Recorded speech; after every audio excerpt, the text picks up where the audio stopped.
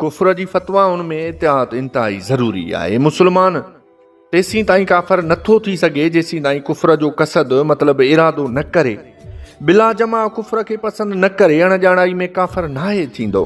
कर्तबी तफ़सीर सूरत अल हिजरात जी आयत नंबर 2। उन इक़्तिबास मां मालूम थियो त जेकॾहिं कंहिं मुस्लमान खां ग़ैरदारी तौरु सबक़त लिसानी या जाहिलत जे करे बयान में, शाइरी में, गुफ्तगू में या को मिसाल वग़ैरह पेश करण में कुफ्र या कलमात अदा थी विया आहिनि त हू काफ़र न थींदो।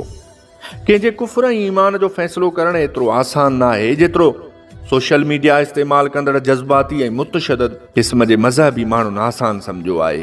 अहिड़ी नाज़ुक मालूमात में वात पटे कंहिं मुस्लमान खे काफ़र साबित करण जो इंतज़ारु करण बजाए ग़ैर मुतअसिब अहले इल्म तरफ़ रुजू कजे। बहुकुम हदीस जे हर मोमिन मुस्लमान मां सुठो गुमान रखिजे। जेकॾहिं अहिड़े इल्ज़ाम हेठि आयल मुस्लमान पंहिंजी अणॼाणाई या सबक़त लिसानी जी वज़ाहत करे त उहा वज़ाहत क़बूल कजे। बाक़ी दिलनि जो मामिलो अलाह जे हवाले आहे।